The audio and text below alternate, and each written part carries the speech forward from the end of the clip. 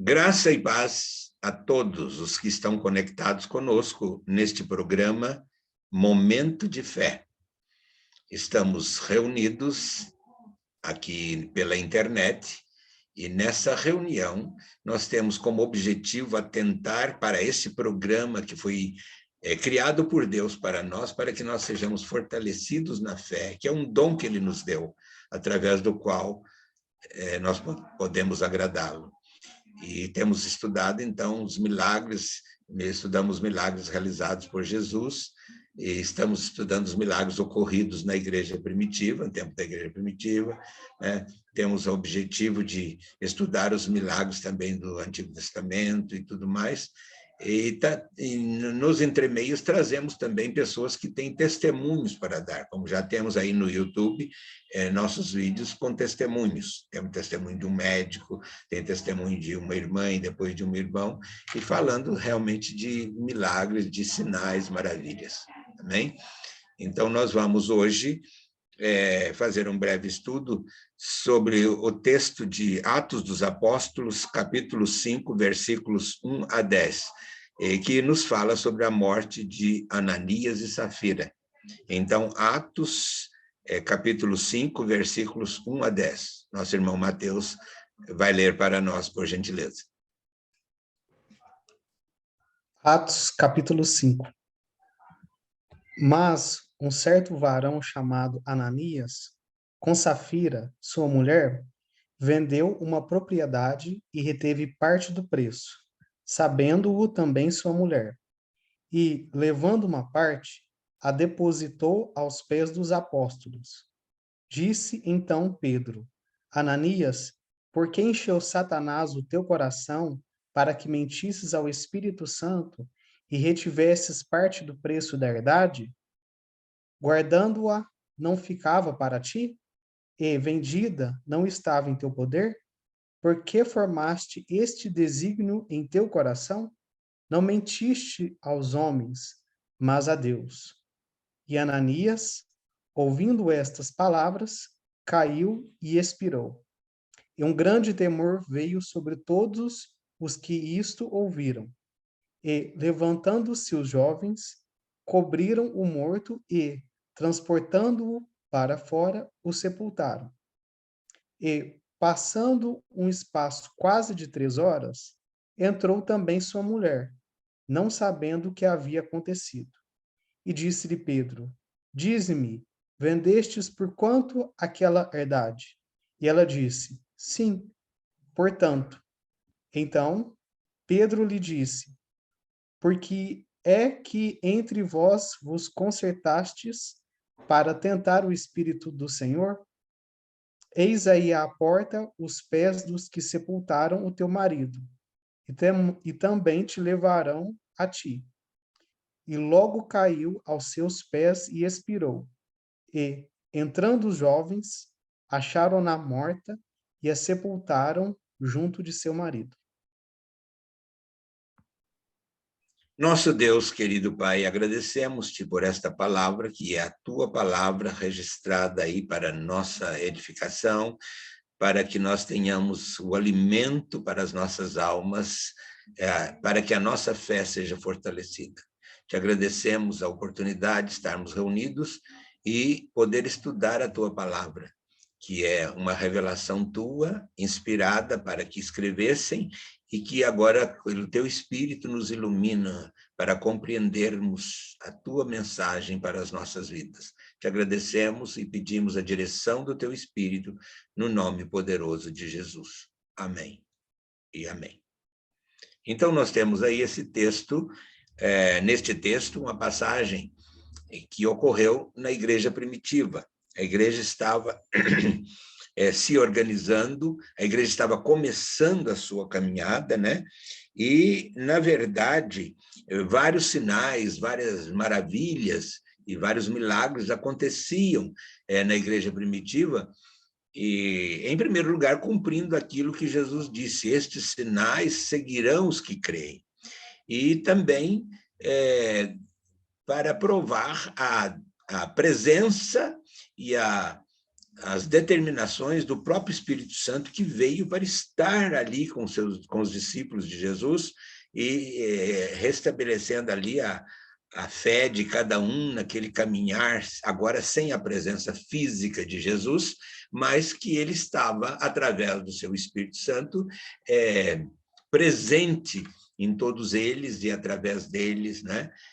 Numa presença imanente e transcendente também, de forma maravilhosa. Do Espírito Santo ali estava. Daí Jesus dizer, recebereis poder ao descer sobre vós o Espírito Santo e ser-me-eis testemunhas, tanto em Jerusalém, Judéia, Samaria, até os confins da terra, até em Rondônia, até em São Paulo, em Minas Gerais, né? Quer dizer, Jesus não citou os nossos lugares aqui, mas estava inserido até os confins da terra, né? Nós estamos nos confins da terra, na palavra de Jesus.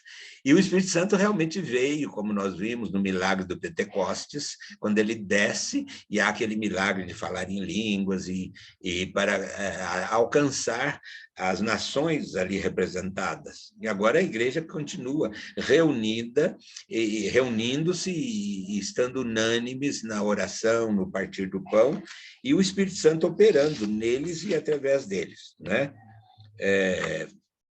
Vários sinais e vários milagres, como eu disse, acontecia, porque a igreja ela se desenvolvia provando a presença desse Espírito Santo e também sendo guiada por ele, sendo protegida e também defendida pelo Espírito Santo, né? Eles precisavam ter essa experiência, que realmente o Espírito Santo estava com eles para guiar, proteger e defender em todas as situações, né? Então, por isso, vários sinais continuaram acontecendo. Acontece hoje? Também acontece hoje, continua acontecendo. A Igreja de Jesus Cristo é a Igreja de Jesus Cristo em todos os tempos. Acontece coisas diferentes, né? Em épocas diferentes. Hoje acontecem milagres através da internet, através de meios que não tinha naquela época, né? Sinais e maravilhas na dimensão das comunicações que não tinha naquele tempo, né? E naquele tempo Jesus curou à distância e o homem teve que caminhar quase 2 dias para voltar e ver o milagre na casa dele que Jesus tinha feito. E hoje o camarada recebe na hora, a gente ora, né? E na hora está ali ligado com a gente, pode estar no país que for, que se liga pela internet e os milagres acontecem. Eu mesmo já tive experiências maravilhosas com isso, de estar distante e poder orar a pedido e o milagre acontecer. Mas só 3 dias depois a pessoa me escreveu dizendo que na hora que eu orei o milagre aconteceu. Naquela época não tinha o celular, não tinha internet, tinha o fax, né? Eu mandei por fax e tal, e a pessoa recebeu que eu estava orando e tudo, e aí depois de 3 dias ele me mandou a resposta por e-mail, lá em Singapura. Foi coisa assim para mim grandiosa, né? Uma hora eu vou contar também nesses nossos programas. Então, neste texto, aprendemos várias lições, e dentre elas, a ação do poder de Deus contra os que se opõem ou se levantam contra as próprias orientações do Espírito Santo. Quer dizer, aquilo que estava acontecendo ali era uma orientação dada por Deus através dos apóstolos para que tivesse unanimidade, para aqueles que tivessem bens, pudessem dar, contribuir. Não era nada obrigatório, na verdade. O Ananias e Safira podia ficar com os terrenos para eles, não tinha problema. Ou então podia falar assim, olha, eu vendi, mas é a metade só que eu vou dar e tal. Agora, não bancar o arrogante, chegar e falar assim, eu vendi tudo que eu tenho, eu estou dando e tal, aquela coisa toda. Aí que está o erro, é a mentira, né? E para o Espírito Santo não tem mentira, como nós vemos aí, né? Ele enfrenta para mostrar a todos que para ele não há mentira. Então, a maior lição está nessa resistência às orientações do Espírito Santo, né? É uma lição grande que a gente tem também. E a morte de Ananias e Safira foi por causa da mentira, de querer ostentar uma coisa contrária às orientações da igreja, contrária às orientações do Espírito Santo, achando que se passariam de bonito, porque não, aqui eu faço o que eu quero. Então, é uma lição que ficou para a igreja de Jesus Cristo em todas as épocas, que na igreja e através da igreja, a pessoa não faz o que quer, não. Ela pode até fazer por algum tempo, mas ela é frustrada nos seus feitos se isso não combinar com aquilo que é a orientação de Deus. São lições que a gente vai aprendendo, né? Vocês vão prestando atenção aí, vocês também tiram outras lições que o Espírito Santo vai dando, porque Jesus deixou bem claro que ele enviaria o Espírito Santo, que ele vos ensinará todas as coisas e vos fará lembrar de tudo quanto eu tenho dito, né? Então, é o Espírito aqui que realmente guia, né? Então, o milagre é um ato ou um acontecimento assim fora do comum, uma coisa anormal. Isso aí está fora do comum na vida da igreja. Por isso, os estudiosos consideram aí a intervenção divina nisso aí um verdadeiro milagre, que nenhum homem nenhum consegue explicar. Tanto que, como as formas, até que foi enterrada ali depois imediatamente, por quê? Não sei. Não tem explicação como é que... Né? Mas as maneiras eram diferentes, os costumes eram diferentes, tudo era diferente, e foi acontecido naquela época, né? Agora, hoje em dia, acontecem certas podas, certas coisas que o Espírito Santo faz contra aqueles, para dar lição à igreja, para tirar aqueles que estão atentando contra a sua obra e contra a sua orientação, que até... talvez em outras épocas no futuro não vai ser entendido o que foi feito hoje, como não é muito bem entendido aquilo que foi feito naquela época. Eu tenho com isso uma liberdade assim de estudar isso com vocês e dizer que eu mesmo, no meu ministério de 40 e poucos anos, eu vi coisas que ao homem não é lícito dizer, não se é para contar, mas eu vi coisas que a intervenção de Deus houve de tal maneira e acontecendo coisas para tirar do escanteio pessoas que se atentavam realmente contra as orientações dadas por Deus. Amém? Então, isso é muito importante a gente ter ideia também de que cada época é uma época, é marcada por aquelas épocas. A igreja precisava daquilo, naquele sentido, naquela época, naquela hora. Então, por que Deus agiu tão rigorosamente? Não sei. Por que ele agiu tão rigorosamente? É o nosso contexto que acha rigoroso. Então, hoje, no contexto de hoje, não sei. Ele teria outras maneiras de agir como ele agiu nas que hoje você já viu, já conhece? Teria, mas naquela época não foi assim como eu vi, foi diferente. Entendeu? Então, não vamos desprezar a orientação do Espírito para cada época, né? A época e as circunstâncias eram diferentes da de hoje, mas aquilo aconteceu por intervenção divina. O inimigo procura a quem possa tragar, conforme diz Pedro na sua carta, primeira carta, capítulo 5, verso 8, ele está ao redor procurando a quem possa tragar, né? Então, resistir ao inimigo, resistir firmes na fé. Então, por isso que nós estamos aí buscando estudar e crescer na fé, para que nós tenhamos uma resistência de fé para também resistir ao inimigo. Mas o Espírito Santo não estava com a igreja? Estava, mas o inimigo ficou impedido de atacar? Não ficou, tanto que ele atacou. O caso de Ananias e Safira mentir, o que a Bíblia fala sobre a mentira? Que Satanás é o pai da mentira. Então, houve uma sintonia com o pai da mentira, que não tem nada a ver com a igreja. Então, e não pode prevalecer, as portas do inferno não prevalecem contra a igreja, porque nela está o Espírito Santo de Deus agindo, né? A tempo e fora de tempo. Eles caíram na cilada, né? E queriam ser vistos, queriam ser ilustres, queriam ser participantes, mas nada foram.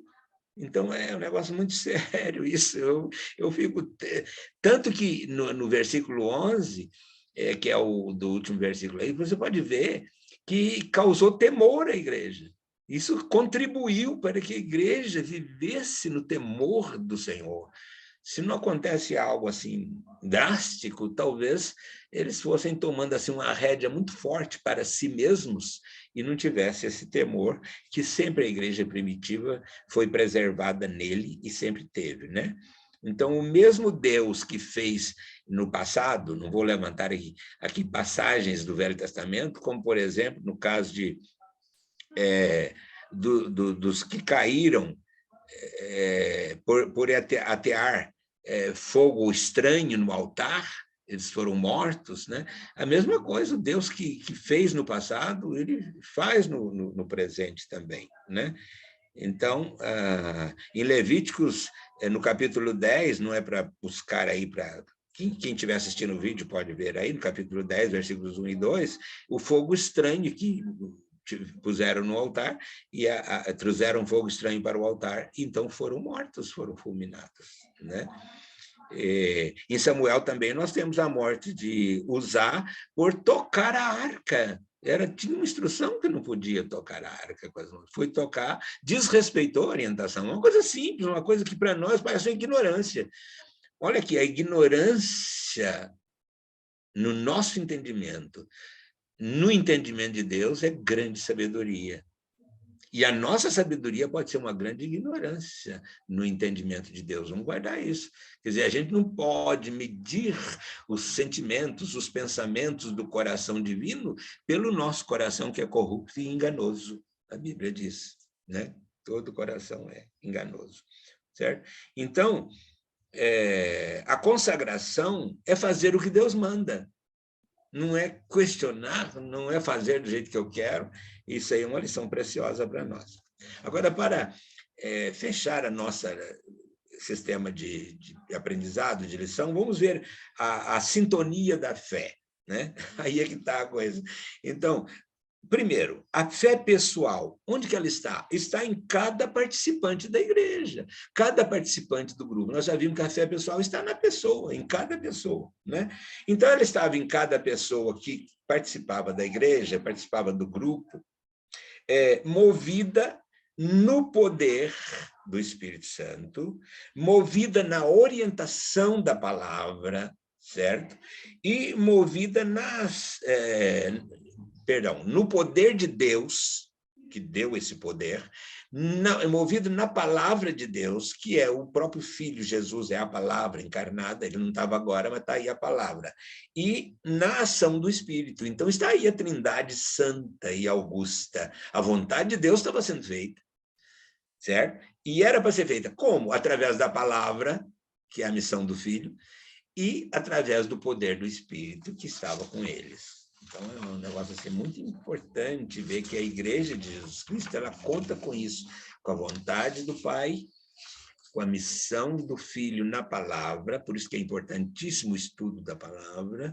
Eu falo até para os pastores, falo assim, se você lê a Bíblia no púlpito e depois não você sabe o que vai falar, fecha a Bíblia, da hora, dá graças a Deus e vai embora, porque a pregação já foi feita. Não fica inventando moda, não, dando lição de moral para as pessoas, querendo falar o que você pensa. Uns até falam assim, o que Jesus estava querendo dizer aqui, meu irmão, é isso. Jesus nunca quis dizer uma coisa que ele não dissesse. Tem que ser taxativo. O que Jesus disse aqui é isso e acabou. Não é que ele estava querendo dizer. Aqui o que a palavra de Deus está querendo dizer, viu, William? Presta bem atenção nisso aí, para ensinar o povo aí. Aqui o que a palavra de Deus está querendo dizer é isso. Não está querendo dizer nada, a palavra de Deus está dizendo isto.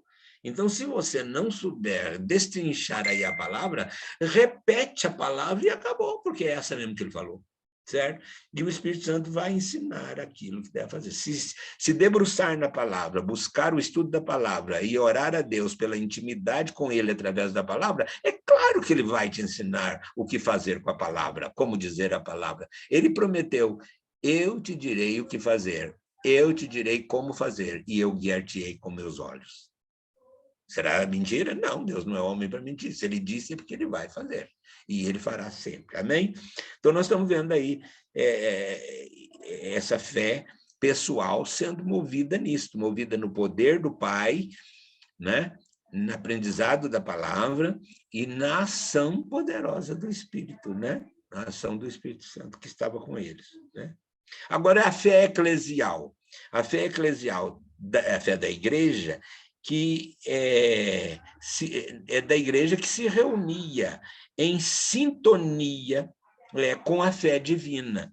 Aqueles que sintonizavam com a fé divina, como nós já vimos aqui, que fé é sintonia, que sintonizavam com a fé divina através da palavra, através da obediência, através da direção do Espírito, então a fé eclesial aí estava firme, né? Agora, como ela era movida? Ela era movida no Espírito, presta bem atenção, era movida na palavra e era movida na comunhão. Eles eram unânimes na comunhão, no partir do pão, nas orações e tal, e havia poder, e esse poder gerava, então, os sinais e as maravilhas, né?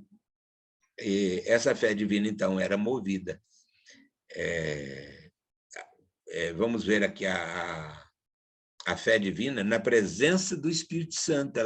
Ela se fazia aí com a presença do Espírito Santo, certo?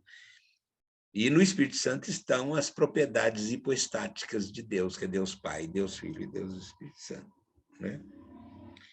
Ela movia na vontade do Pai, vou repetir, na orientação da palavra, que é o Filho, e na ação do Espírito Santo, que se move em poder na igreja. Então, agora, presta atenção.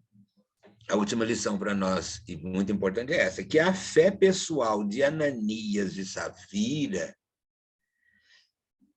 ela estava em sintonia,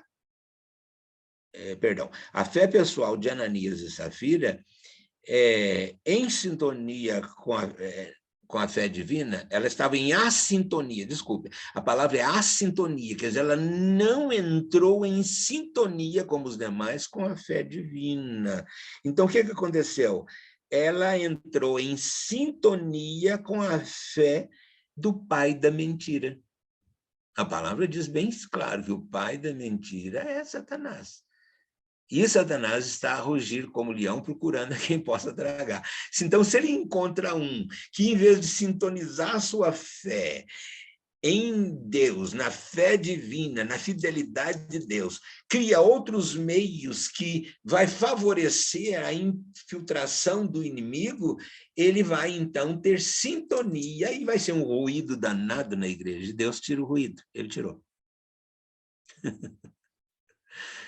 Para que os discípulos tivessem a paz. Tirou através de Pedro, foi muito interessante, que Deus deu a lucidez espiritual a Pedro para conhecer que estava vendo uma mentira.